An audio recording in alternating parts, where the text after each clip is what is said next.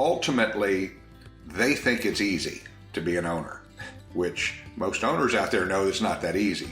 But when you have an associate been with you 6 months and he sees you doing $3 million a year in your practice with only 6 chairs, which is certainly doing very, very well, it's real easy for that person, it's human nature, to say, oh, it must have been pretty easy to do.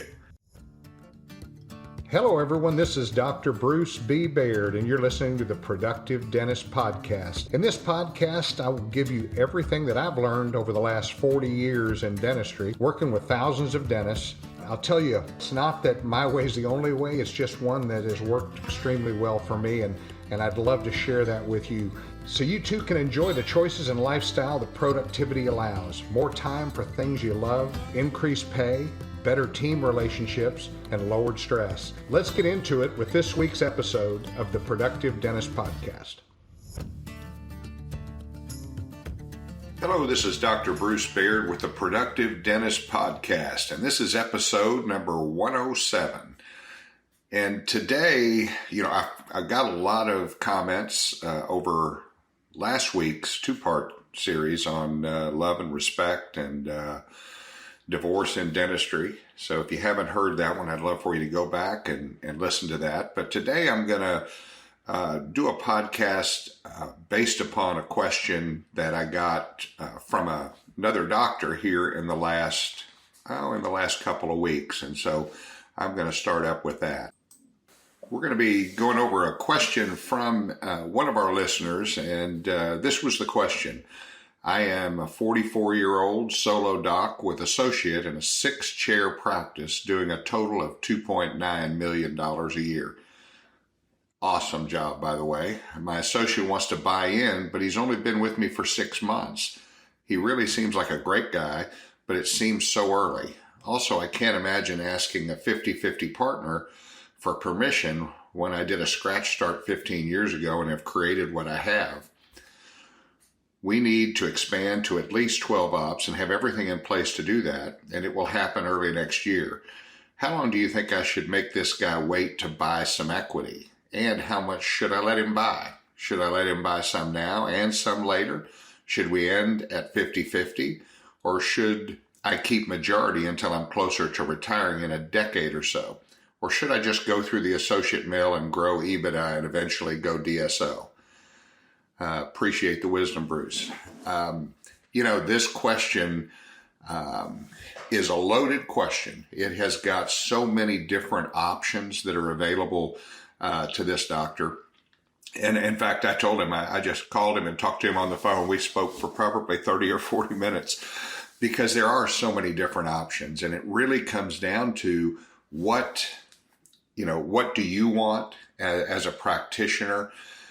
My experience with associates has been there's an associate mentality and there's an owner mentality. And what I mean by that are associates are going to produce whatever they produce. They may go up a little bit in production numbers as we talk about production per hour.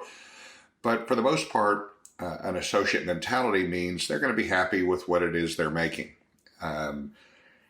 That doesn't mean they're always going to want to stay in that situation. But when somebody converts from a associate to a owner, things change. And I've told the story about Jeff Buski, my partner. He was producing, probably $500 an hour, $550 an hour. And when we became partners, he jumped immediately to $800 and $900. I said, buddy, you've been holding out on me all this time. But it's just human nature. It's just like when you're on the line, your production is very different than when you're not. Kane Waters talks about that as being, an associate and then having them be like an owner. They put what they call at risk. So, when they're at risk, their production numbers change because they feel it. Whereas an associate's going to get paid. But let's get back to the question. The dentist seems like a really great guy. And so we were talking about it. I said, are you pleased with the clinical work and everything else? He said, oh, absolutely. Very good dentist, 3 to 4 years out of school. And, and the question of being, I can't imagine asking a 50-50 partner for permission when I did a scratch start 15 years ago. what I would say is, owner doc, you're going to be in a mentor position, and you have options. One is the kind of the classic equity associate model, where you bring in a dentist and that dentist works with you with the intention. It sounds like you guys get along great, and you have the intention of doing a deal and becoming partners. Now, and that will happen over a period of time. Let's just say an example would be you're paying that dentist now 30% of gross collections, and let's just say they're not paying any lab bill. You're taking care of that. Well, you have an option to do something like this equity associate where all of a sudden you begin to pay, instead of 30%, you're going to pay the associate doctor 35%. Now, they're still an associate, and this is a transition period that happens over a 4 or a 5 year period of time. And what you do is you'll take that 5% extra and you'll put that into an escrow account. That escrow is actually the practice's money, but as this doctor, and it's actually the doctor's money too, the associate's money.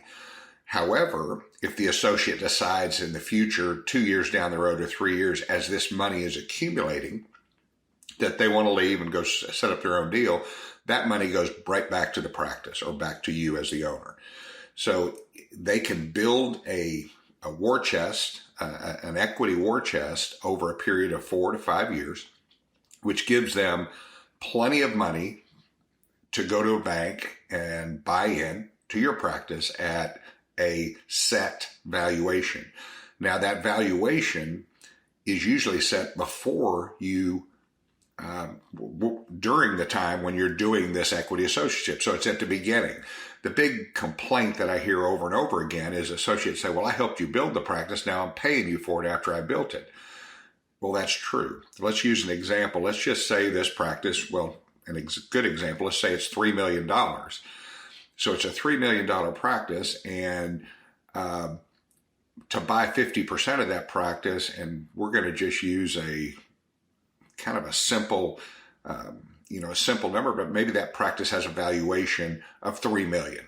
So let's say that's the value, and this associate's going to buy in at $1.5 million. That's great. During this equity associateship period, let's just say over the next 5 years, that associate now has an owner mentality. And now the practice itself, let's just make a statement that says now all of a sudden the practice has continued to grow, the associate's been a part of that growth or the future partner, and now the practice is worth, let's just say they're doing $5 million in revenue. Well, now the practice valuation has gone up to, let's say $4 million. So the associate doctor now is buying in at a predetermined $1.5 million. But not only does the owner doctor get the $1.5 million cash, but his 50% has now grown to a $2 million valuation. And so this can go on where you can actually sell to multiple partners over a period of time. And there's lots of strategies out there for sure.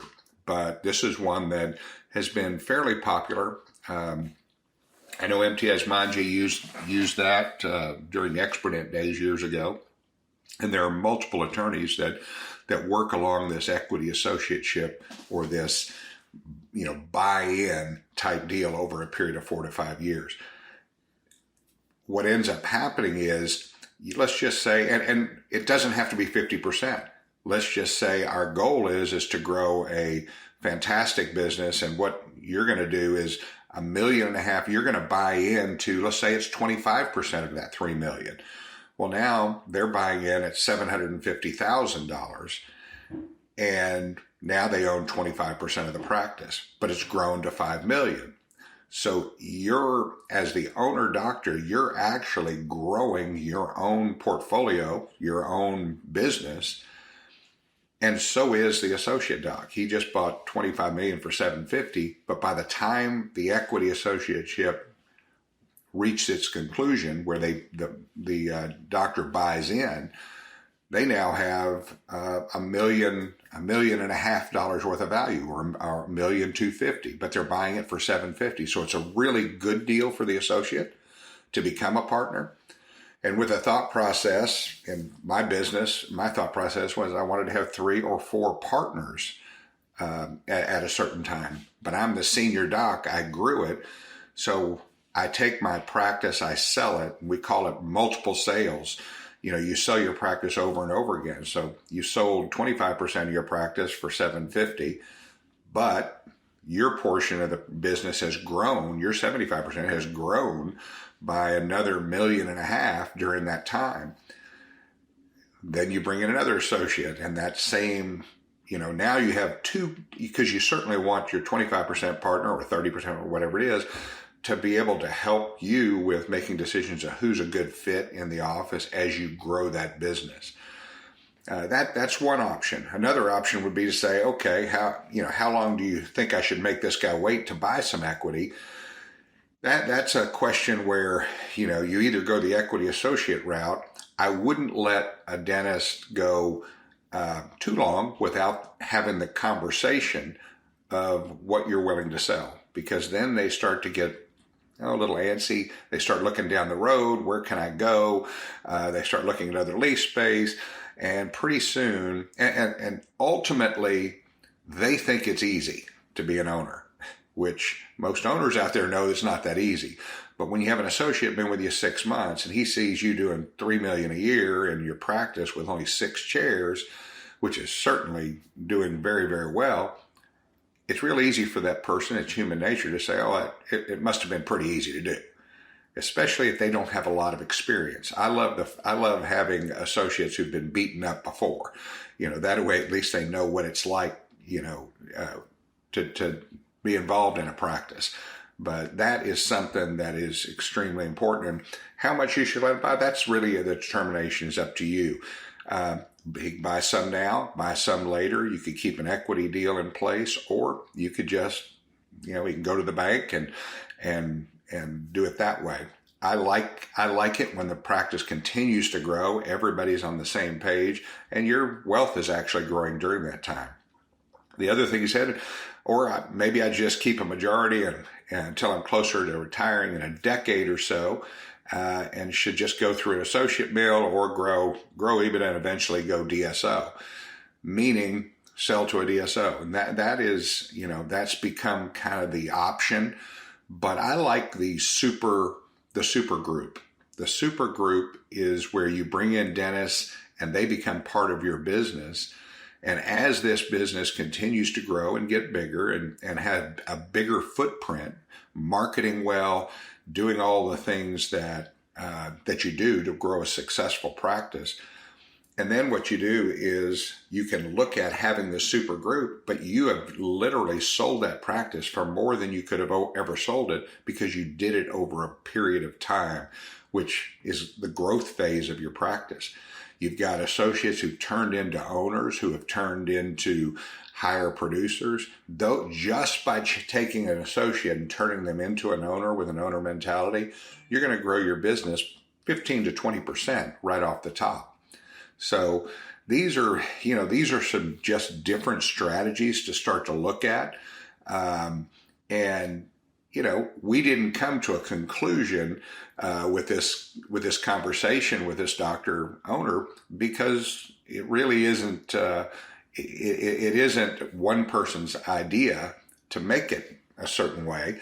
It's that owner, and what do you want as an owner? But I want you to know that there are lots of options out there, and you can certainly talk to us at Productive Dentist Academy. We have coaches, we have people that do this and look into this. We have attorneys that we work with that do things different ways.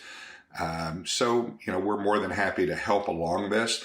My ultimate deal is no matter whether you sell now or sell later, grow your business. And that's what Productive Dentist Academy does. We grow business from a $800,000 to $1 million practice to a $3 million practice. This doctor's at $3 million, even with just associates. Productive Dentist Academy could help him grow to a $4 million practice. And maybe he wants to do that over the next 18 to 24 months. and then talk about having a partner or associate come in. So these are all issues. These are all things to think about, and hopefully I've given you a few things to think about. I look forward to next week's podcast, and tell your friends, please, and let's get the word out. So thanks so much. I look forward to talking to you guys next week.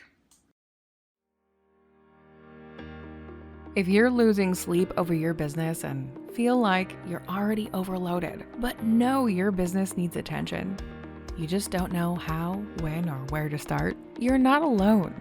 The reality is many dentists are overworking themselves, yet their practices are still struggling to be as productive as they should be. This is not sustainable, and there is a better way.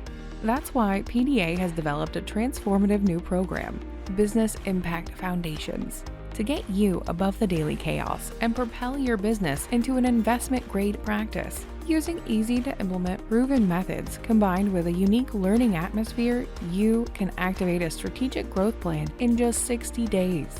If you want to clarify your vision, align your team, and elevate the health of your community like never before, call us right now at 1-800-757-6077, extension 8, or head over to productivedentist.com/foundations to secure your spot. We have 2 sessions left this year, and each program is limited to only 20 doctors. Just for our listeners, use the code 2021IMPACT, that's 2021IMPACT, all one word, for $700 off your tuition. Thank you for joining me for this episode of the Productive Dentist Podcast. If you found this episode helpful, make sure you subscribe. Pass it along to a friend. Give us a like on iTunes and Spotify, or drop me an email at podcast@productivedentist.com. Don't forget to check out other podcasts from the Productive Dentist Academy at productivedentistpodcast.com. Join me again next week for another episode of the Productive Dentist Podcast.